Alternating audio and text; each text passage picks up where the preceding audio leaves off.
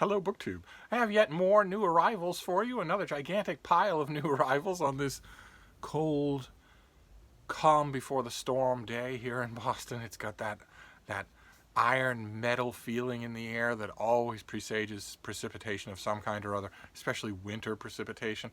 This is Winter Storm Jacob, that has been churning across better than half the country for the last week. Actually, the whole country, dropping massive amounts of snow and creating whiteout and blizzard conditions. And it's one of only, it's not alone. There's another massive winter storm that's been hitting Newfoundland. And it's still an open question, even after all this time watching all this data. It's still an open question to me what this storm is going to do to Boston. Now, it's not hard to guess. It wasn't hard to guess ahead of time what it was going to do to the Dakotas and Minnesota and Iowa and Illinois and all that, Indiana. But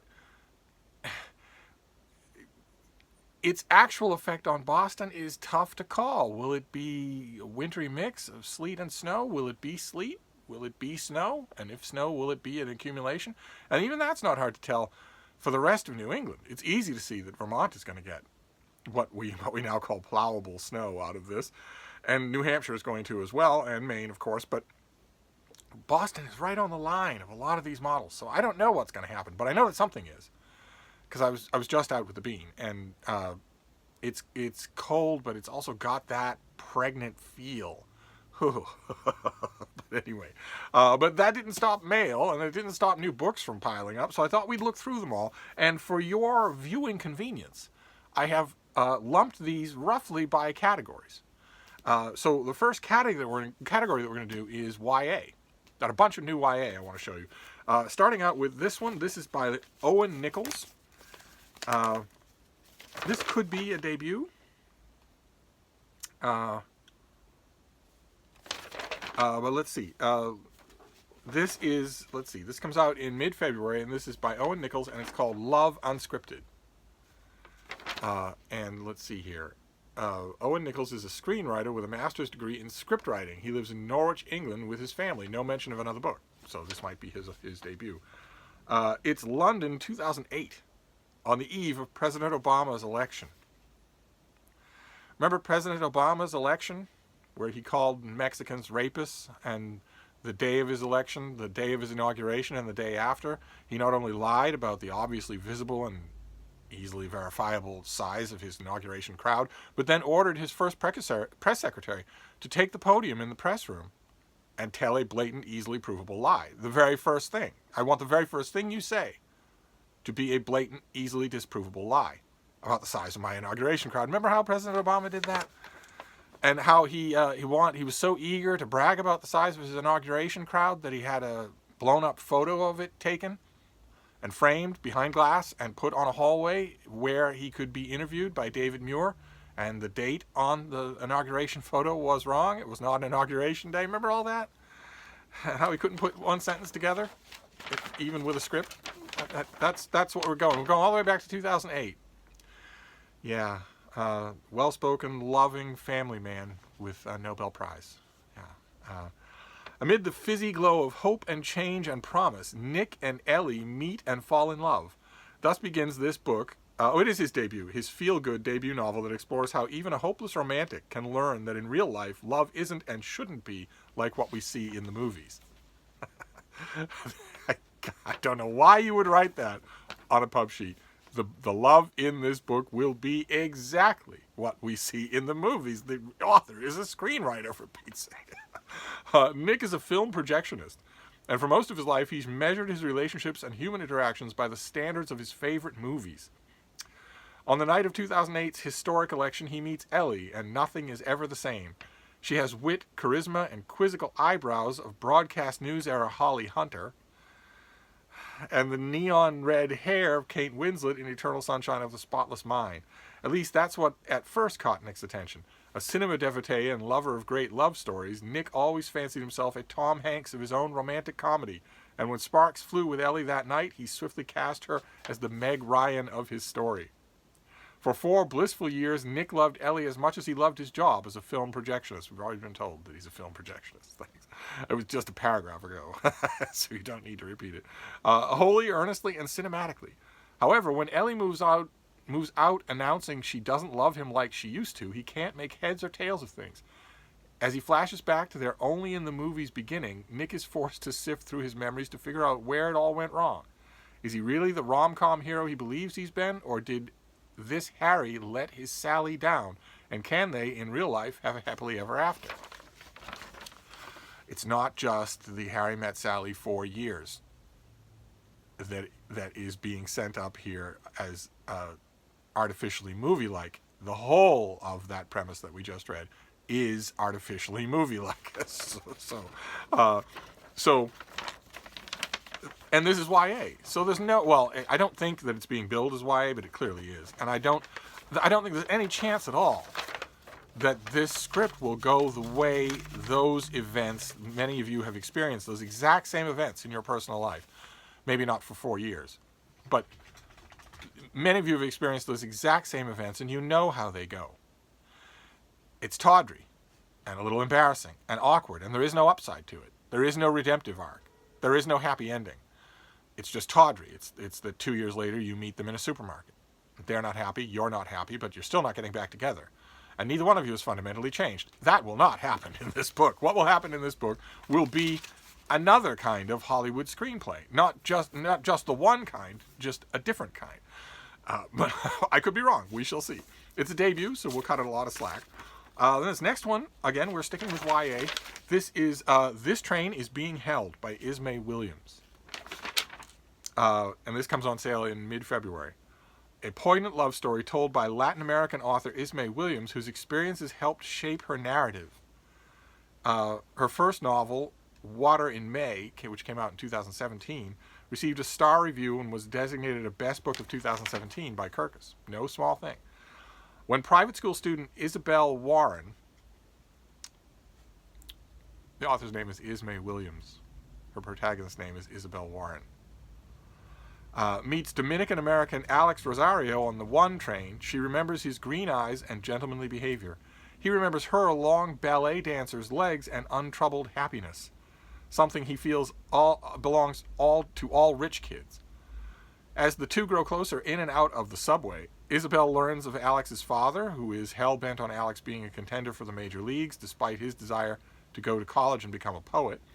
Alex learns about Isabella's Havana-born mother, Eliza, a woman with a prejudice against Latino men who pressures her daughter to stay away from him. When Isabel's father loses his job and her older brother struggles with his mental health, her relationship with Alex falters, but fate and the one train throw them together when Isabel needs him the most. That sounds charming. Of course, that sounds charming. And I like, I of course don't like the blatant authorial laziness of just making your main character stand in for you. But I like the fact that the pub sheet anyway goes out of its way not to invoke #own voices. It says that her personal experiences help to inform her narrative, and obviously they did since she's using herself as a main character, but the pub sheet anyway doesn't go so far as #own voices, which is punitive. It's not progressive, it's punitive. It doesn't just say that we should all pay attention to narratives, fiction or nonfiction, that are written by people who lived through experiences like them. It's not just saying that, because of course that would be perfectly fine. Instead, it goes further and says not only that we should all pay attention to those narratives, but that no one whose experiences don't match the narratives that they want to write about should be allowed to write those stories. They shouldn't do it. It shouldn't be allowed. If they try, they should have their contract canceled. And maybe their fingers broken, and we're talking compound breaks grinding into the sockets so that they can't ever write again. Maybe that might be okay. We don't have to go anything extreme as killing them. I mean, come on, we're not the alt-right. But certainly destroying their own chosen career. It's not just that they shouldn't get that book published. We'll remember forever, and social media will help us, so that they'll never get anything published again. And maybe also permanently destroy their hands. But let's not kill them, please. But this book doesn't seem to do that. It doesn't seem to embrace that horrifically fascist movement. So that's good. That's good. That's very good. Then this next one is historical YA, a comparative rarity. This is by Lana Popovich. and it's called Blood Countess. And I think you can guess who it's going to be about. You see a castle in the background. This book, which comes out in late January, brings to life the infamous Countess Dracula. As the inspiration for books and films, the Blood Countess is a perennial fascination. She has garnered a cultishly devoted following since her death in 1614, bricked up in a tower as punishment for the grisly murders of at least 600 women. Growing up in Eastern Europe, Popovich met Countess Elizabeth Bathory over and over again in her studies and feels a personal tie to the region's gruesome lore. In 17th century Hungary, Anna Darvulia has just begun work as a scullery maid for the young and glamorous Countess Elizabeth Bathory, who was a real-life figure and did, apparently, commit one grotesque murder after another. When Elizabeth takes a liking to Anna, she's vaulted to the dream role of chambermaid, a far cry from the filthy servants' quarters below. The Countess begins to groom Anna as her friend and confidant, and it's not long before Anna falls completely under the Countess's spell. And the Countess takes full advantage. Then come the murders, and Anna knows it's only a matter of time before the Blood Countess turns on her too. But it's going to be an interesting thing to see how the author does this, because obviously Anna does not take any action. We know how Countess Bathory died. At least we know that she wasn't killed by her chambermaid. So unless the author's going to say that she was. So let's see. What have we got for an author here? She's the author of Wicked Like a Wildfire and Fierce Like a Firestorm. She was born in Serbia. She lived in Hungary, Bulgaria, and Romania before moving to the United States, where she studied psychology and literature at Yale, law at Boston University, and publishing and writing at Emerson College right here in Boston. Fantastic. So I had no idea how old she is, but here is her latest book, historical YA about a notorious figure in history. And then the last of our YA batch here is it's a treat. It's something I'm looking forward to because it's the second book in a series, and I read the first one, loved it. This comes out. It's out already. This is out already, and this is by F.C. Yee, and it's called The Iron Will of Jeannie Lo. And this is the follow-up to The Epic Crush of Jeannie Lo, which was terrific. Let's see here. Jeannie Lo thought she was busy last year, juggling her academic career with protecting the Bay Area from demons. But now, as the heaven-appointed guardian of California, she's responsible for the well-being of all yaogai and spirits on Earth, even the ones who interrupt her long weekend visit to a prestigious college, bearing terrible news about a cosmos-threatening force of destruction in a nearby alternate dimension. So she's got other stuff to do, and she keeps getting interrupted with all of her supernatural responsibilities. Fed up with the Jade Emperor's negligence, Jeannie spots an opportunity to change the system for the better by undertaking a quest that spans multiple planes of reality along with an adventuring party of quarrelsome Chinese gods. But when faced with true danger, Jeannie and her friends realize that what will save the universe this time isn't strength, but sacrifice. And this is, like I said, this is out already, but I'm probably going to catch a lot of you on the odd hop. I would strongly suggest that you go to your library or your bookstore and get a copy of The Epic Crush of Jeannie Lo and see if you like it. Because if you do, you're going to like this, I bet. Although, you never know. Sophomore slump happens in YA as well as anywhere else, so it's possible that this will not be good. I doubt it very much. Seems to me the author knows what she's doing. The Epic Crush of Jeannie Lo came out in 2017, so that's been a while. So those are our YA. Now we're going to do current events. So buckle up. And the first of those is, I think, going to be a Penguin paperback original. I don't think this is. I think this is coming. This is coming out in mid-February, and I don't think it's coming out as a hardcover. I think it's just going to be. This looks like a finished copy to me, so I think it's just going to be a $16 paperback. And this is called Unfree Speech: The Threat to Global Democracy and Why We Must Act Now by Joshua Wong, and his co-writer is Jason Ning. And he will be familiar to a small handful of you. It's not everybody who gets a cover blurb from Greta Thunberg, but he will be familiar to you as the young face of the Hong Kong protests, who's been jailed a number of times. And let's see here. Yeah, okay, this is a trade paperback original, and in it, Joshua Wong takes us to the front line of one of the most crucial and watershed moments in modern political history. An unparalleled blend of autobiography, prison memoir, and manifesto, this is also an intimate and inspiring portrait of a young man determined to fight for democracy, even at personal cost. Joshua's words resonate globally, from the U.S. to the uprisings in Russia, Iran, Venezuela, and the Czech Republic. He gives us access to the intricate political tipping points that led to his unshakable resolve for change, including being imprisoned 3 times to date as one of the first prisoners of conscience in Hong Kong's history. So this is his book. Probably going to be important in the future, and also just fascinating. This will be the first book of any kind that I've read so far in 2020 that deals with what's happening in Hong Kong. So, and it couldn't be more direct than that. Then this next one, I believe, is also a paperback original. This is one of those examples where the pub sheet was half destroyed by the act of opening the package. This comes out as a $15 paperback in early April. This is by Jeff Sparrow, and it's called Fascists Among Us: Online Hate and the Christchurch Massacre. And I will read you as much of this thing as I can. The massacre of more than 50 worshippers at mosques in Christchurch, New Zealand, shocked the world. The alleged perpetrator, he's not alleged. He did it. He admits it. He's filmed doing it. He's not alleged. We have to get rid of that. The reflex towards that was born before the age of video cameras, before the age of everywhere surveillance cameras. We have to get rid of it because it throws a seed of doubt where there is none. He's not the alleged perpetrator. He is the perpetrator. He is guilty. You can have a trial for him if you want. I myself don't think that you should. A bullet straight up into his chin is the way to deal with him. But one way or another, there's absolutely no doubt. So it's not alleged.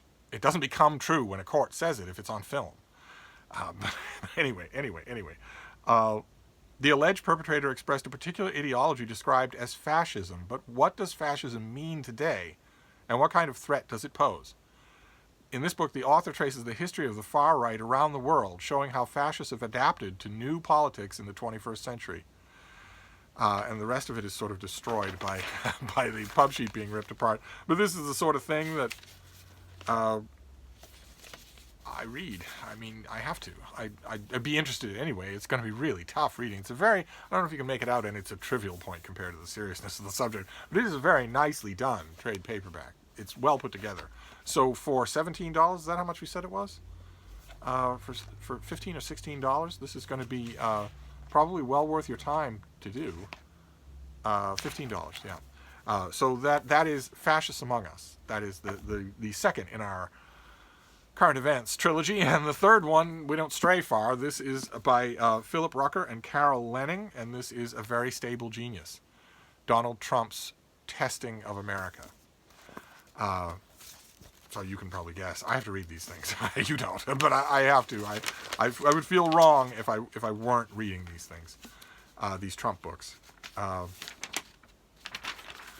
what do we have for this? Okay, the sheet tells me this has a strict on sale date of the 21st of January,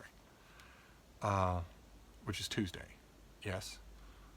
And this book is a rigorously reported master narrative of the first 3 years of the Trump administration. In news cycles where each Trump-related crisis is quickly overshadowed by the next, the authors step back to retrace the 45th president's time in office and uncover critically important patterns behind the administration's daily dysfunction. The authors examine the evolution of Trump's presidency and leadership style, how he became entirely unrestrained and unafraid to wield the vast powers of his office in pursuit of his personal and political goals. The book takes readers behind the scenes to reveal never-before-reported details of Trump's shocking behavior and new evidence of chaos in his administration. Drawing on the author's unique high-level access, A Very Stable Genius is rich with dialogue among key players and based on hundreds of hours of interviews with more than 200 administration officials, Trump confidants, and first-hand witnesses. The authors revisit the beginning of the Trump presidency when Trump was inexperienced and unpresidential but nevertheless surrounded by seasoned professionals. Advisors like John Kelly, Jim Mattis, and Rex Tillerson sought to teach Trump to follow protocols and put duty to country above self. But over time, Trump systematically replaced these human guardrails with willing enablers and skirted penalties for his offenses, which range from past bigoted comments to accusations of obstructing justice.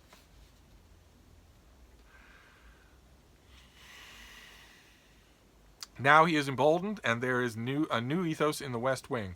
Trump is a presidency of one. Okay. All right.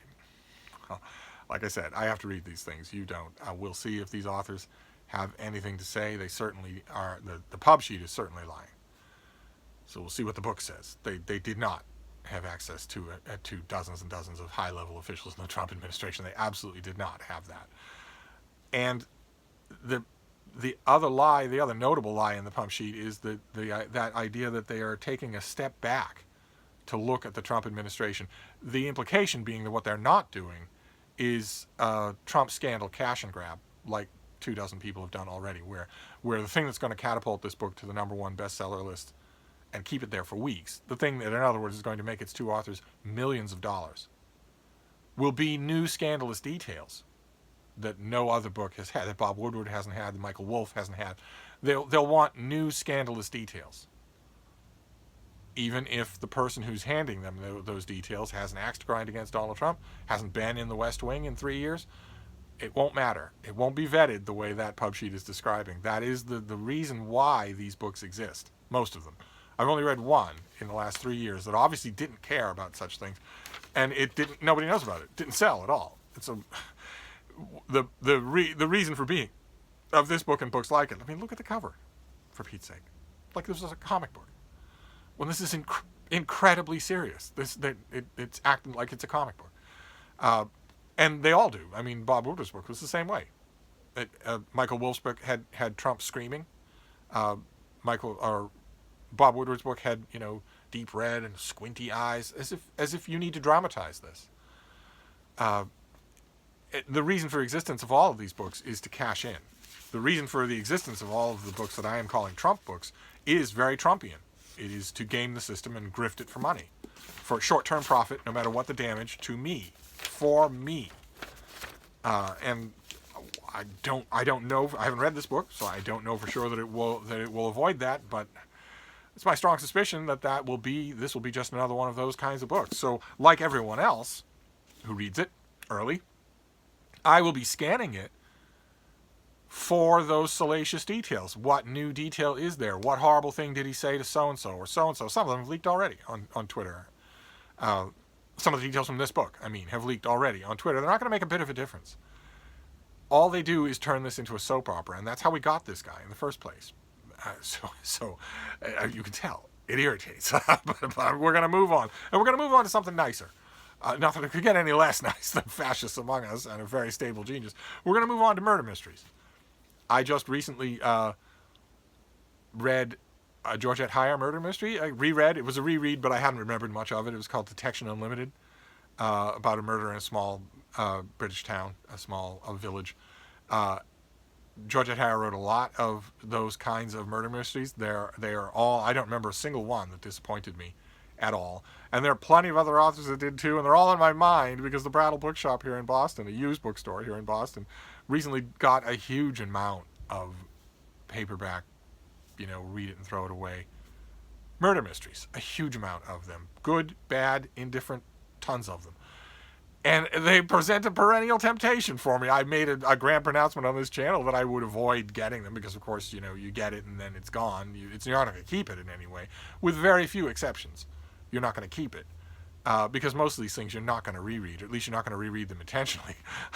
And then, as usual, because the huge buy was there, all the books were there, I've been going back and picking at it, making exceptions. Well, nonfiction I can certainly read again, so I'll get that. And then, well, what about this series? I know I love it. I should probably get this series, and so on and so forth.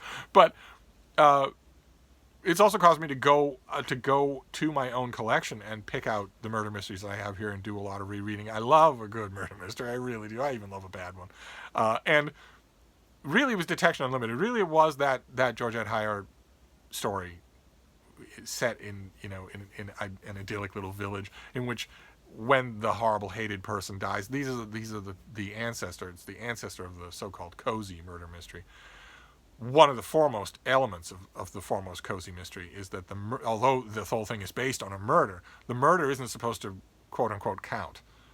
So it's supposed to be either an outsider no one knew about or someone everyone hated.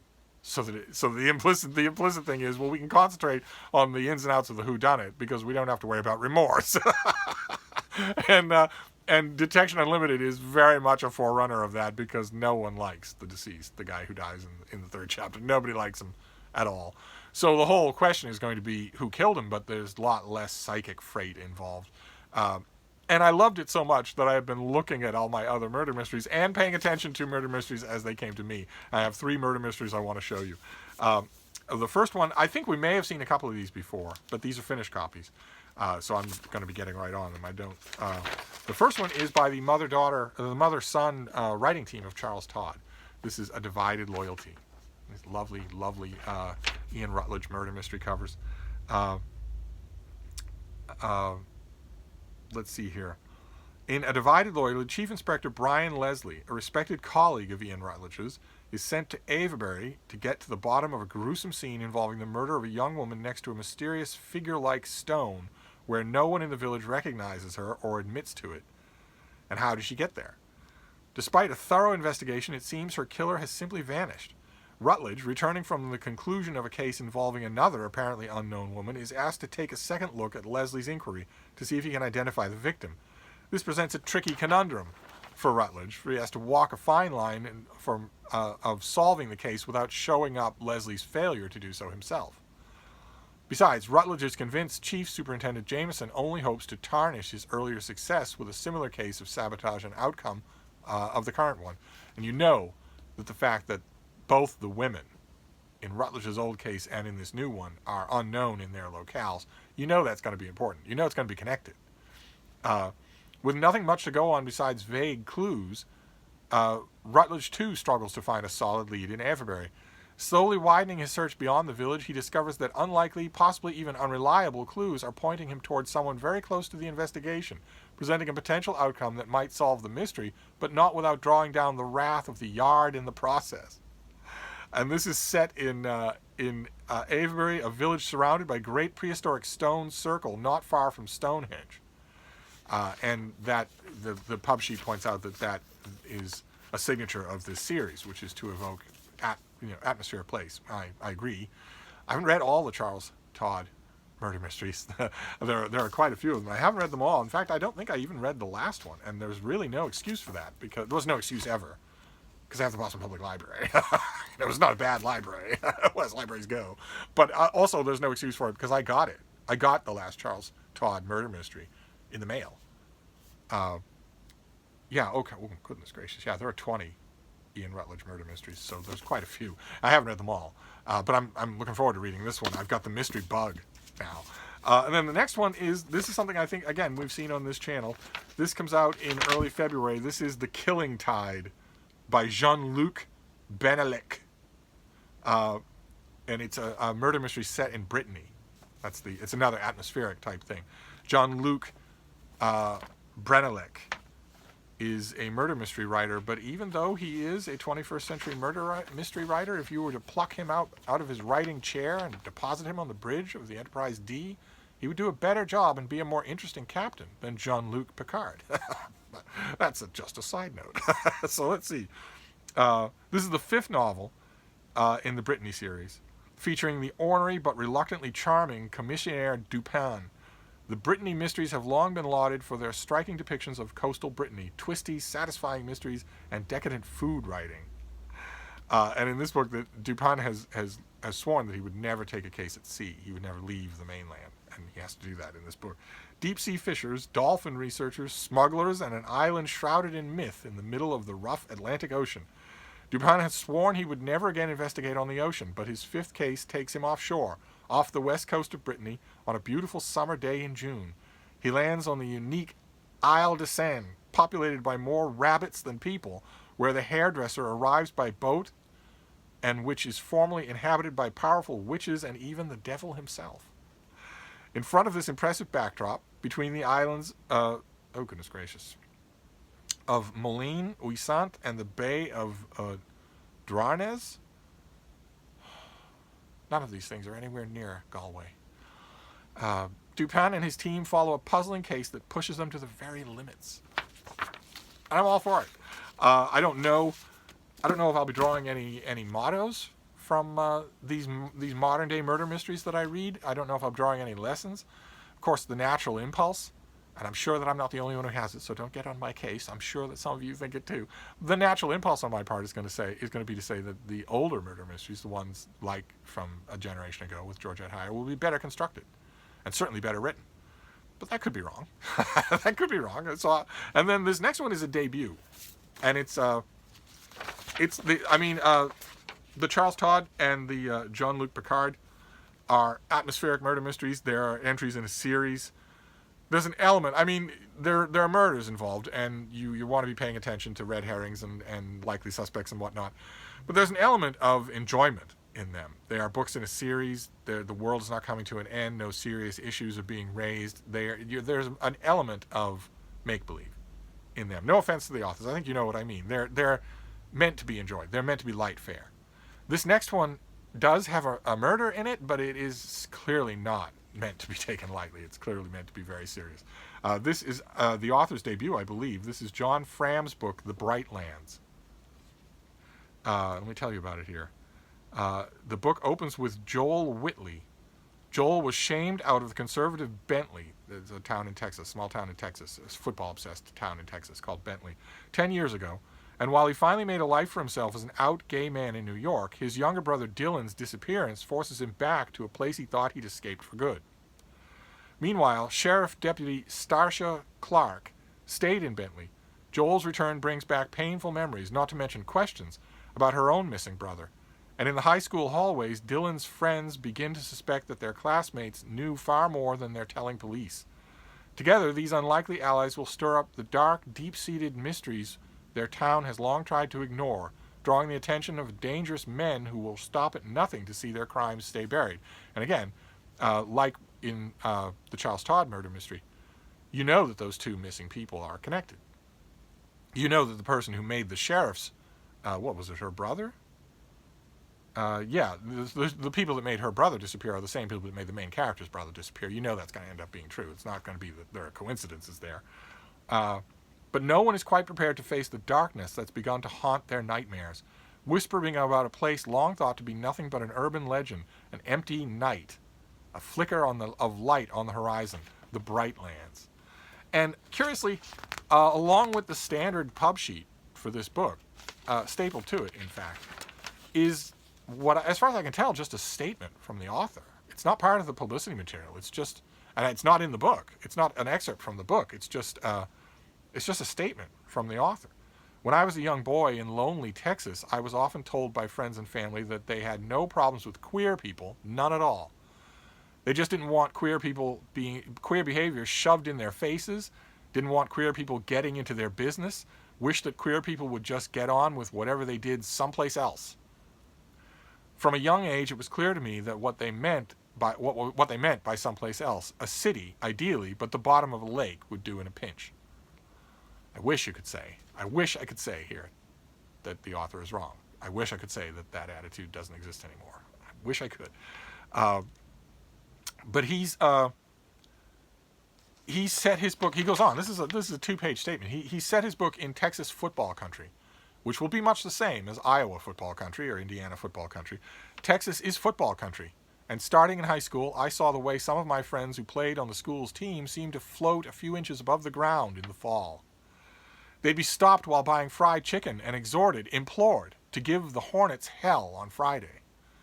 Even from a young age, I could see that the young men under their pads and helmets were more than athletes. They were every middle-aged man's hopes and dreams, idols, avatars who still had the chance to go left when their audience had once foolishly gone right. How could any man resist worshiping a more perfect version of himself? Now, you can tell from that statement. I don't know what it is. I don't know what to call it. I'm hoping that it's not a trend. I really don't want sworn affidavits from authors doing special pleading for their books. I really don't. The book should be able to do that. But you can tell two things from that statement right away. One is that the author, this is a hell of an author, right? That's fantastic prose, even that was dashed off for a statement that isn't part of the book. And two, and I've mentioned this on this channel before, is this a warning? I mean, you're not going to read that. That's not going to be in the book. That's going to book section editors and to book reviewers. Is it a warning that this book can't be reviewed? That it can't be panned? That description of how small town football stars are treated by normal people out on the street is absolutely true. It's absolutely true. I've experienced it in Texas and in Iowa, and it was identical in both places. Incredibly marked. In both cases, I was physically in the company of a member of the football team, and that's exactly how they were treated. They were invited home to supper. Shop owners of all kinds would say, well, you know, I'm having a sale on the item that you're interested in. I noticed that you're interested in it, and it happens to be on sale. It wasn't on sale before you walked in the door, and it's not going to be on sale when you leave, and it's not on sale right now to anybody but you, but it is on sale right now for 80% off. Especially after a big win. I've seen that is true, but that is autobiography. If the author wants to write a memoir of growing up in small town football obsessed Texas as a gay man, he's perfectly free to do that, and that statement lets us know that he'd be more than able to do it. But he wrote a novel, and that means the novel's got to work as a novel. And technically, it's not personally, humanly true, but technically and professionally, I don't care what he went through when he lived in small town Texas. It's up to the novel to make me care, not up to him having a word in my pink and shell-like ear off stage, so to speak. So we will see. Did I mention when this comes out? This comes out in July. Good Lord, that's a long way off. I don't know that I'll be able to wait that long to read it. This really interests me. And that little taste of what the author's capable of writing, leads me to think that no matter what this is, it won't be boring. So I might get to it before then. If I do, I'll let you know. But you know, mark it way down deep on your TBRs for July. I think a lot of us are going to be interested in reading this for a lot of different reasons.